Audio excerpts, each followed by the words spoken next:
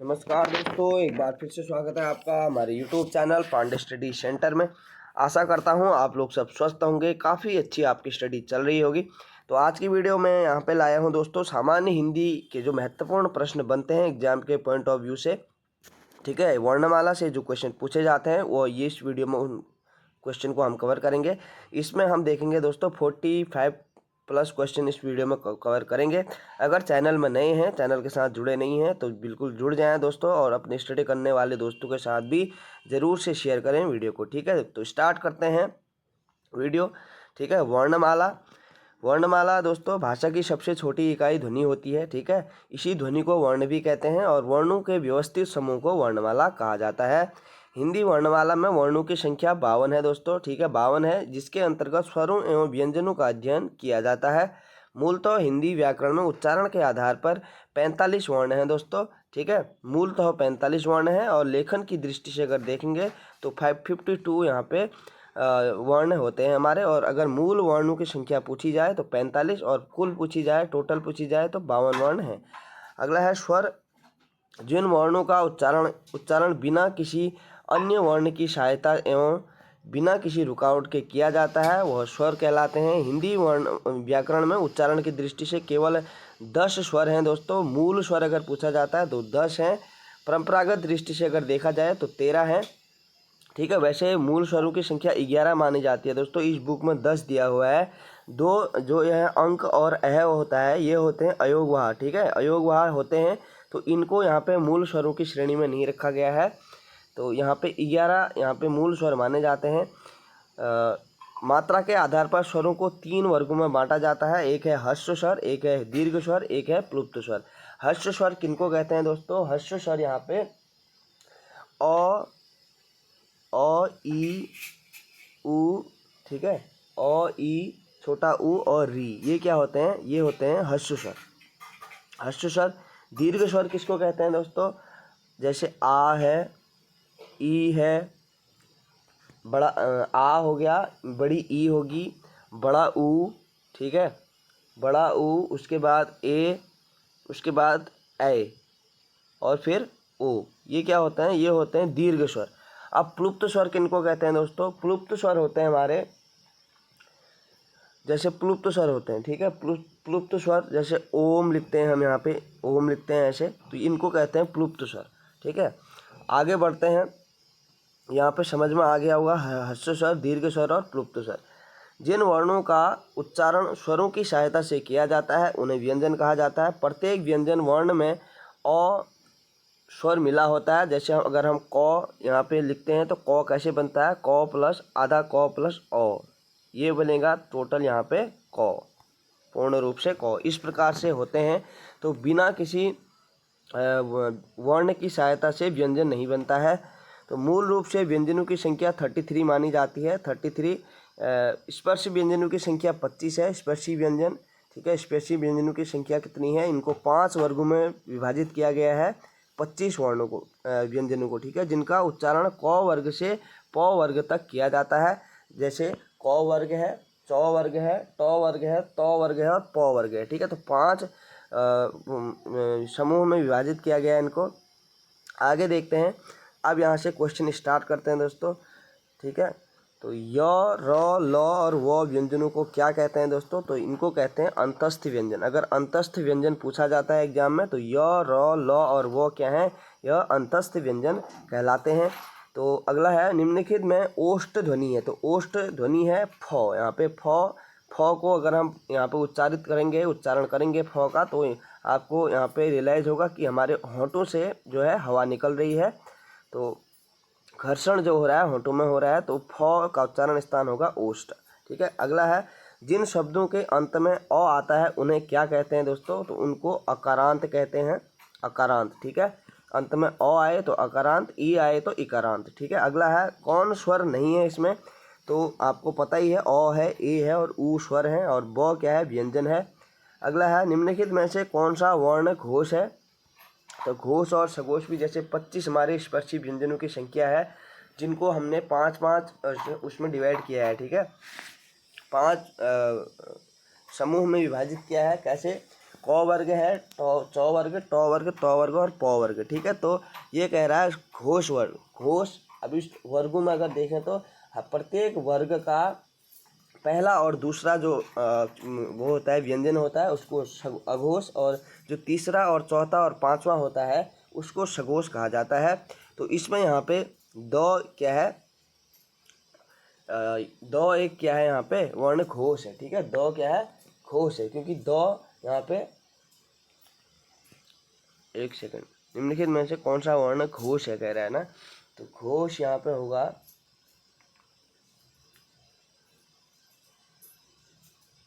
दो, दो क्या होगा यहाँ पे, घोष होगा, ठीक है। अगला है भाषा की सबसे छोटी इकाई किसे कहते हैं, तो वर्ण को सबसे छोटी इकाई कहा जाता है भाषा की। अगला है वर्णमाला किसे कहते हैं, वर्णमाला व्यवस्थित वर्ण समूह को, व्यवस्थित वर्ण समूह को क्या कहते हैं, वर्णमाला कहा जाता है। निम्नलिखित में से कंठ ध्वनियाँ कौन सी है, यानी कि जो गले से निकलती है ध्वनियाँ, तो क और ख अगर हम उच्चारित करेंगे यहाँ पे तो हवा हमारी डायरेक्ट यहाँ पे गले से निकलती है, तो यहाँ पे क और ख राइट आंसर होगा। अगला है निम्नलिखित में से उच्चारण स्थान के आधार पर मूर्धन्य व्यंजन बताइए, तो मूर्धन्य व्यंजन होते हैं हमारे ड और ढ, ठीक है। ड और ढ, इसमें क्या होती है, हवा अंदर की तरह जाती है और जो हमारी जीभिया होती है वो तालू से लग करके पीछे की तरफ यानी कि गले की तरफ जो है घर्षण करती है, तो ड और ढ यहाँ पे कहलाते हैं हमारे क्या, मूर्धन्य व्यंजन, ठीक है। अगला क्वेश्चन देखेंगे,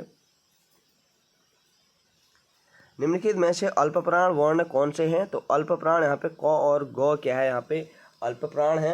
अल्पप्राण और महाप्राण भी मैंने आपको बताया हुआ है दोस्तों, अगर आपने मेरी वीडियोज जो सामान्य हिंदी प्लेलिस्ट मैंने बना रखी है उसमें अगर डिटेल क्लास आपने देखी है तो आपको पता होगा, मैंने बताया है वहाँ पे भी। तो अल्पप्राण होते हैं प्रत्येक वर्ग का पहला, तीसरा और पांचवा वर्ण क्या होता है, अल्पप्राण होता है, यानी कि पहला तीसरा, क और ख दूसरा हो गया, तो यानी कि ग तीसरा हो गया, तो क और ख यहाँ पे क्या होंगे, अल्पप्राण हो जाएंगे। अगला है निम्नलिखित शब्दों में से नवीन विकसित ध्वनियाँ कौन सी हैं, तो नवीन विकसित ध्वनियाँ हैं यहाँ पे ख और ग, ठीक है। ख और ग नवीन विकसित ध्वनियाँ मानी जाती हैं। अगला क्वेश्चन है निम्नलिखित में से कौन सा घोष वर्ण है, कौन सा घोष है, ठीक है। तो अब म यहाँ पे देखेंगे घोष, ठीक है। म क्या है यहाँ पे, घोष वर्ण है। अगला है निम्नलिखित में से एक वर्ण, इनको सघोष भी कहा जाता है, ठीक है, घोष को सघोष भी कहा जाता है। अगला है एक होता है अघोष, एक होता है सघोष यानी कि घोष। अगला है निम्नलिखित में से एक वर्ण व्यंजन नहीं है, तो कौन सा व्यंजन नहीं है, ख व्यंजन है, य व्यंजन है और र भी व्यंजन है, ऊ यहाँ पे वर्ण स्वर है। अगला है हिंदी भाषा में मूलतः वर्णों की संख्या कितनी मानी जाती है, तो मूल वर्ण की संख्या यहाँ पे 52 मानी जाती है, और अगर मूलतः वर्णों की संख्या पूछ रहा है तो मूलतः वर्णों की संख्या यहाँ पे 52 मानी जाती है। अगला है ए और ए वर्ण क्या कहलाते हैं, तो ए और ए ये क्या होता है दोस्तों, एक तो कंठ से आवाज़ आती है, एक तालव्य से आवाज़ आती है। ए अगर इसको हम पढ़ेंगे यहाँ पे छोटे ए को, तो ये कंठ से आवाज़ आ रही है, अगर इसको पढ़ेंगे दोस्तों ए, तो ये तालु तालु यहाँ पे जीवा जो है वो तालु को टच करती है, तो तालव्य यहाँ पे इसका सही होगा। अगला निम्नलिखित शब्दों में किस शब्द के द्वित्व व्यंजन है, द्वितीय व्यंजन यानी कि द्वित्व किसको कहा जाता है, जिसमें यहाँ पे एक ही वर्ण होता है और एक आधा होता है और एक पूरा होता है। जैसे लॉ है, एक लॉ आधा है और एक लॉ यहाँ पे पूरा लगा हुआ है, तो इसको द्वित्व कहते हैं दोस्तों, ठीक है, याद रखना है। तो इसमें दिल्ली इसका राइट आंसर होगा। उत्साह नहीं होगा दोस्तों, क्योंकि स अलग वर्ण हो जाता है और त अलग, ठीक है, तो यहाँ पे दिल्ली इसका राइट आंसर होगा। अगला स, श और ह कौन से व्यंजन हैं, तो इनको उष्ण संघर्षी व्यंजन कहा जाता है दोस्तों। अगर एग्जाम में पूछा जाता है तो उष्ण संघर्षी व्यंजन कौन कौन से हैं, तो हमारे श और ह यह उष्ण संघर्षी व्यंजन कहलाते हैं। छ ध्वनि किस स्वर के अंतर्गत आती है, तो जो छ ध्वनि है यह किस स्वर के अंतर्गत आती है, यह संयुक्त वर्ण के अंतर्गत आती है, संयुक्त वर्ण के अंतर्गत, ठीक है। अगला है हिंदी शब्दकोश में छ का क्रम किस वर्ण के बाद आता है, तो क के बाद छ आता है। अब कैसे आता है, ठीक है, क आधा होता है, उसके बाद क्या होता है यहाँ पे छ, उसके बाद क्या होता है संयुक्त रूप से छ बनता है। तो इस प्रकार से यह किसके बाद आता है, छ के बाद क, छ का क्रम क के बाद आता है। अगला क्वेश्चन है ज्ञ वर्ण किन वर्णों के संयोग से बना है। तो जो ज्ञ वर्ण है वो किन वर्णों के संयोग से बना है। इंपॉर्टेंट क्वेश्चन है दोस्तों, ऐसे क्वेश्चन पूछ लिए जाते हैं। तो यह बना है यहाँ पे आधा जौ प्लस ngो से, ठीक है। ये ngो कहते हैं इसको, आधा जौ प्लस ngो अगर मिलते हैं तो बराबर क्या बनाते हैं यहाँ पे, ये बनाते हैं यहाँ पे ज्ञो, ठीक है, ज्ञो। तो अगला क्वेश्चन है निम्नलिखित में से अघोष वर्ण कौन सा है। तो अघोष और सघोष यानी कि घोष। तो अघोष वर्ण कौन सा है इसमें से अघोष वर्ण है दोस्तों यहाँ पे सौ क्या है, अघोष वर्ण है।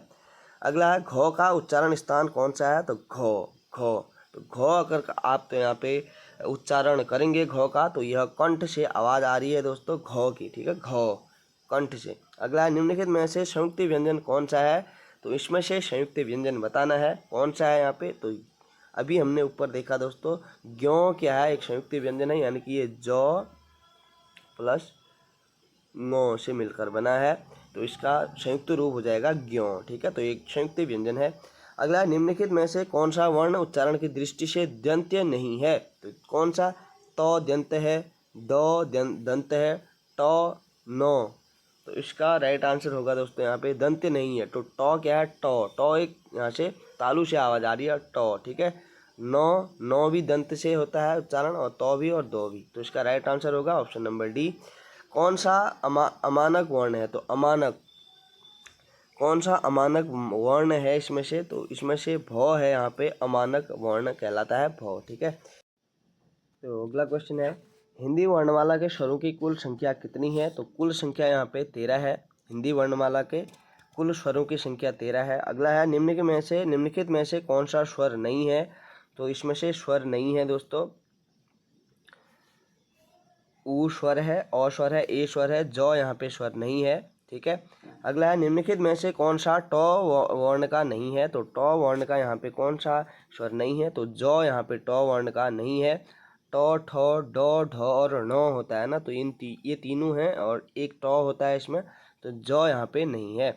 अगला है हिंदी वर्णमाला में व्यंजनों की संख्या कितनी है। तो हिंदी वर्णमाला में कुल व्यंजनों की संख्या 35 मानी जाती है, यहाँ पे 35, ठीक है। अगला है निम्नलिखित में से कौन सा पश्व स्वर है। तो पश्व स्वर कौन सा है इसमें से, आ क्या है, पश्व स्वर है दोस्तों। अगला क्वेश्चन है निम्नलिखित में से अंतस्थ व्यंजन कौन से हैं। तो अंतस्थ व्यंजन यहाँ पे य, र, ल, व, य, र, ल, व यहाँ अंतस्थ व्यंजन माने जाते हैं। तो इसका राइट आंसर होगा ऑप्शन नंबर बी। अगला इनमें से ओ का उच्चारण स्थल कौन सा है। तो ओ का उच्चारण स्थल कौन सा है। तो ओष्ठ से ओ का उच्चारण होता है, ओष्ठ से। अगला तालव्य व्यंजन कौन से हैं दोस्तों। तो तालव्य व्यंजन अगर यहाँ पे पूछा जाता है तो चौ, छ, जौ, झौ यहाँ पे क्या है, तालव्य व्यंजन है। अगला कौन वर्ण घोष नहीं है, कौन सा वर्ण यहाँ पे घोष नहीं है। तो यहाँ पे घोष नहीं है, रो यहाँ पे घोष है, लो घोष है, डो भी यहाँ पे घोष है, तो यहाँ पे क्या है, अघोष है, ठीक है। अगला क्वेश्चन है ओ और औ किस प्रकार के वर्ण हैं। तो ओ और औ यहाँ पे कंठोष्ठ व्यंजन है, यानी कि कंठोष्ठ स्वर है, सॉरी, यानी कि इसका उच्चारण स्थान जो है वो यहाँ पे कंठ से होता है, यानी कि गले से यहाँ पे होता है। अगला स्वर ध्वनि के प्रकार हैं। स्वर ध्वनि के तीनों ही यहाँ पे उपयुक्त रहेंगे दोस्तों, ठीक है, क्योंकि स्वरों का एक प्रकार दीर्घ होता है, एक ह्रस्व स्वर, दीर्घ स्वर और प्लुप्त स्वर, 3 भागों में यहाँ पे डिवाइड किया गया है स्वरों को।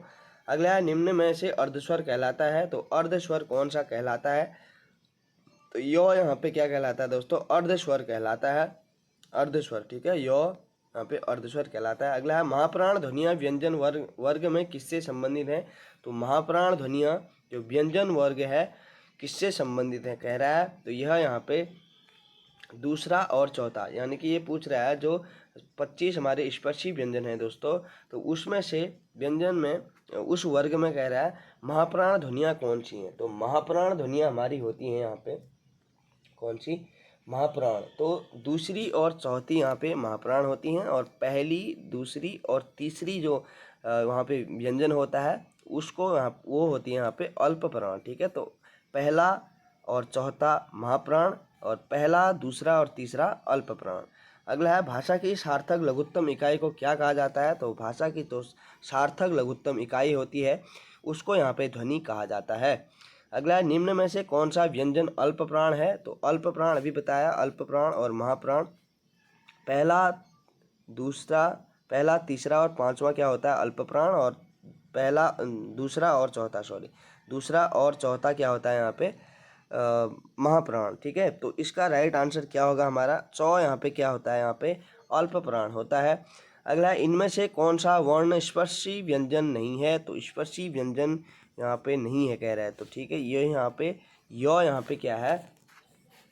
अंतस्थ व्यंजन है या ना कि यहाँ पे स्पर्शी व्यंजन होगा। तो क स्पर्शी है, ट स्पर्शी है, चौ भी स्पर्शी व्यंजन है। अगला क्वेश्चन देखेंगे यहाँ पे, निम्नलिखित में कंठ्य ध्वनियाँ कौन सी हैं? तो कौन सी यहाँ पे कंठ ध्वनियाँ हैं? इसका राइट होगा क और ख। यहाँ पे गले से यहाँ पे आवाज़ निकलती है, हवा निकलती है। हिंदी की सौ ध्वनि कैसी है? सौ। ठीक है, तो सौ कैसी ध्वनि है कह रहा है? तो यह तालव्य है, तालु से यह बोला जाता है, यह सौ। ठीक है, ये तीनों सौ से भी पूछ लिया जाता है, ठीक है, एग्जाम में फंसाने के लिए, क्योंकि आपको क्लियर होना चाहिए ये ध्वनियाँ कहाँ से निकलती हैं। तो यह सौ कहाँ से बोला जाता है? तालु से बोला जाता है, सौ यानी कि सौ। ठीक है, घर्षण ज़्यादा होता है इस सौ के उच्चारण में। अगला, कौन सा वर्ण ओष्ठ नहीं है? तो ऊ तो ओष्ठ है ही, इसका आंसर होगा आ क्या है दोस्तों? यहाँ एक कंठ्य ध्वनिया है। ब भी ओष्ठ से, म भी ओष्ठ से, ऊ भी ओष्ठ से बोला जाता है। अल्प प्राण ध्वनियों का समूह कौन सा है? तो अल्प प्राण ध्वनियाँ, अल्प प्राण अभी देखा ना हमने, अल्प प्राण पहला, दूसरा और तीसरा। अब इसमें से देखो आप, पहला, दूसरा, टो ठो डो, ध्वनियों का समूह कौन है? तो कौन है कह रहा है यहाँ पे? तो क, ख और गो यहाँ पे क्या है? अल्प प्राण ध्वनियाँ होंगी यहाँ पे, अल्प प्राण। ठीक है, अल्प प्राण ध्वनियाँ कौन सी होगी? पहला, तीसरा और पांचवा, ये होगा यहाँ पे राइट आंसर। अगला है, वर्ण शब्द का अर्थ नहीं होता है। तो वर्ण शब्द का अर्थ कौन सा नहीं होता है यहाँ पे? तो वर्ण शब्द का अर्थ अगर देखें तो आकाश यहाँ पे वर्ण का नहीं होता है, अक्षर होता है, जाति भी होता है और रंग भी होता है। रंग, ये सारे पर्यायवाची यहाँ आपस में अगर देख सकते हैं तो वर्ण रंग भी कहा जाता है, जाति भी और अक्षर भी। आकाश इसका कोई अर्थ नहीं होता है। अगला है, निम्नलिखित में से दंतव्य वर्ण है। तो दंतव्य वर्ण कौन सा है?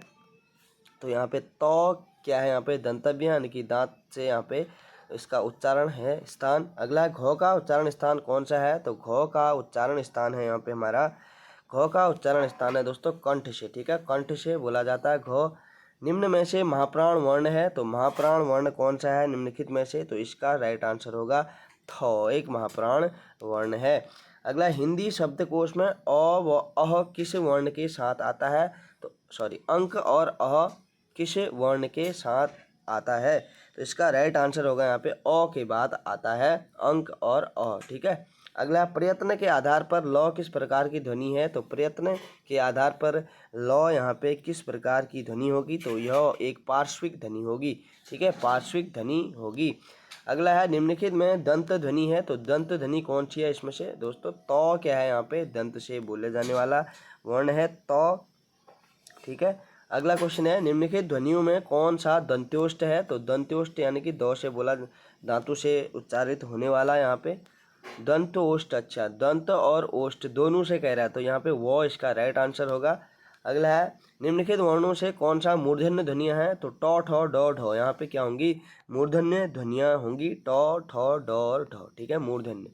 अगला है, हिंदी की तालव्य ध्वनियाँ हैं। तो इन तालव्य ध्वनियाँ आपको पता है कौन सी हैं दोस्तों? तालव्य ध्वनियाँ अभी हमने ऊपर देखा था, ये च, छ, ज, झ क्या है? तालव्य ध्वनियाँ हैं। कौन सी ध्वनि अल्प प्राण है? तो कौन सी ध्वनि यहाँ पे अल्प प्राण है? ख यहाँ पे क्या है? अल्प प्राण है। ख क्या है?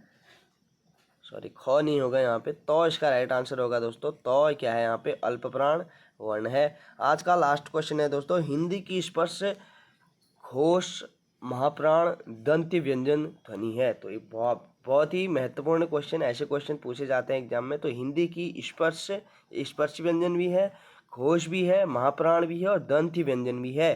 तो ये सारा ही है, इसमें से कौन सा है दोस्तों? तो ह क्या है यहाँ पे? इसका राइट आंसर होगा ह। तो आज की वीडियो में ये 45+ क्वेश्चन है दोस्तों हिंदी वर्णमाला से रिलेटेड। कैसे लगे प्रश्न आपको, अगर हेल्पफुल लगे तो कमेंट बॉक्स में ज़रूर से बताएं और अपने स्टडी करने वाले दोस्तों के साथ भी ज़रूर से शेयर कर दें वीडियो को।